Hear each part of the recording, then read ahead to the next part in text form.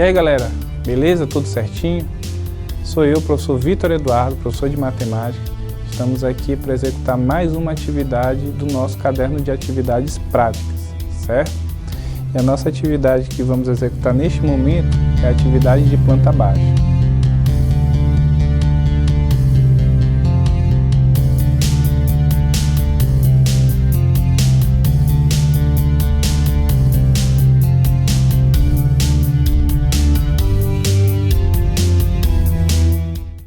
Muitos de vocês podem estar se perguntando, mas o que é uma planta baixa? Né? O que o professor está falando? Gente, a planta baixa nada mais é do que um projeto em que você desenha qualquer construção que você vai iniciar. Tudo começa com a planta baixa. Logicamente, você primeiro tem a ideia e depois a ideia vai para a planta baixa. Depois você vai propriamente para a construção. Aqui eu trouxe um exemplo, né, de planta baixa. Vocês podem também estar pesquisando na internet, certo? Aqui é uma planta baixa de um laboratório. E aí vocês têm aqui, ó, sobretudo as dimensões e os formatos, certo? Dos cômodos, ok? Para esse experimento, do que vamos precisar? No caso, você, aluno, o que você vai precisar para executar esse experimento? Logicamente, borracha. É importante que você não faça de caneta, porque quando você está desenhando, fatalmente você vai errar, ou pode errar. Então é melhor que você use aquele kit bom para matemática e para desenho também, que é o quê? Borracha e lápis, certo? Também você vai precisar, como você vai desenhar muitas linhas, você vai precisar de uma régua plástica pode ser. E também folha de papel A4, tá? Se você puder usar a folha milimetrada, melhor ainda, tá? Porque você vai ter uma espécie de arcabouço para fazer o seu desenho melhor.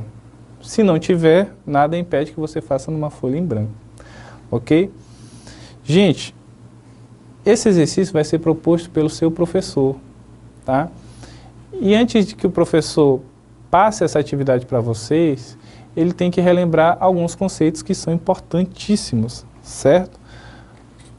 Alguns conhecimentos matemáticos que a gente fatalmente vai utilizar na execução dessa tarefa, da planta baixa, ok? Então, que conhecimentos matemáticos são esses que a nossa atividade exige? Primeiro, razão, né? Lembrando aqui para vocês, o que é uma razão? A razão é quando você tem um quociente entre duas quantidades, certo? Só que essas quantidades devem pertencer a uma mesma unidade lógica, tá? Ou então você pode ter razões específicas, né? Como densidade demográfica, mas nesse caso, como estamos trabalhando com dimensões, a gente vai ter a razão como sendo a divisão do tamanho no desenho sobre o tamanho real. A proporção também, porque o desenho e o cômodo real devem manter uma proporcionalidade entre si. Ou seja, você não pode ter disparidades entre paredes que sejam, digamos assim, que ocupem o mesmo lugar, né? Ou seja, você tem uma parede que está no tamanho certo em relação à proporção e você tem uma outra parede que está totalmente fora de realidade. Então tem que ter muito cuidado com relação à proporcionalidade. Vamos usar também muito a nossa regra de 3 simples, tá? Lembrando que é uma regra de 3 simples, né? Com grandezas diretamente proporcionais. Nesse caso não vai haver grandezas inversas. Essa escala, ela é livre, tá bom?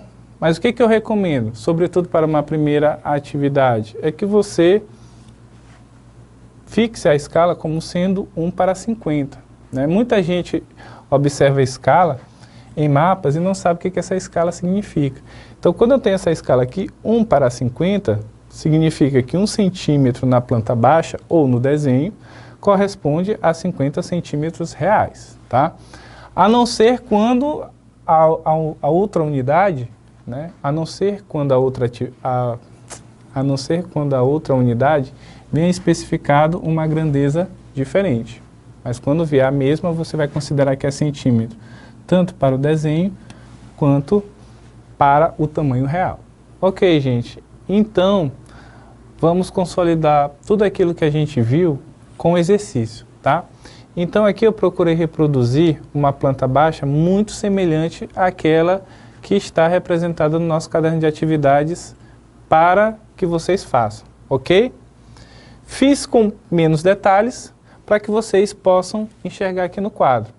Então aqui eu determinei 3 medidas, tá? Para que a gente possa encontrar. Aqui a medida A, que no desenho tem 3 centímetros. Obviamente esses 3 centímetros estão ampliados para que vocês possam enxergar perfeitamente, né, com nitidez. Essa medida B, 4,5. E aqui a medida C, que é a soma de A com B. Obviamente vai ser 7,5.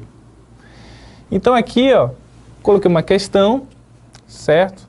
Utilizando a figura 1 com escala de 1 para 50, determine as medidas A, B e C. Então bem simples, né, gente? Aqui na solução, a medida A. Como é que eu resolvo isso aqui? Sempre utilizando a regra de 3, gente. Regra de 3, simples e direta. Então, 1 está para 50, que é a nossa escala, assim como 3 está para A. Como é uma regra de 3 simples e direta, posso montar a proporção a partir dela, sem modificar nenhum valor. Vou ter 1 está para 3, assim como 50 está para A. Utilizando a propriedade fundamental da proporção, que diz o quê?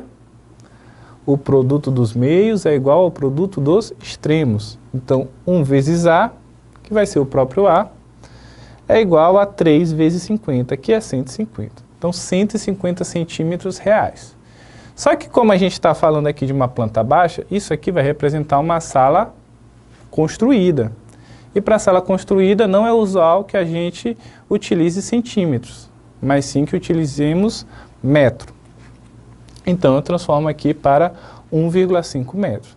Professor, como é que faz essa transformação? De duas formas. Ou você utiliza a regra de 3, ou você utiliza a forma mais simples, que você divide por 100. Afinal de contas, 1 metro corresponde a 100 centímetros, tá? A medida B, teremos também praticamente a mesma coisa, apenas com a mudança dos valores, né? Permanece aqui a minha escala, 1 está para 50. E embaixo eu tenho 4,5, que é o valor em centímetros aqui no desenho. E a variável B, que é o tamanho real que eu procuro descobrir do meu cômodo. Utilizando a propriedade fundamental novamente, produto dos meios é igual ao produto dos extremos. Então, 1 vezes B é B, 4,5 vezes 50, 225 centímetros. Transformando para metros, terei 2,25 metros. A medida C, gente, eu vou deixar como desafio para vocês que vocês tentem fazer, tá? E consolidem o conhecimento. Essa é uma prática fundamental, pois ela abrange vários conhecimentos matemáticos. Espero que vocês tenham gostado da explicação. Tentem fazer, tentem reproduzir essa prática e até a próxima.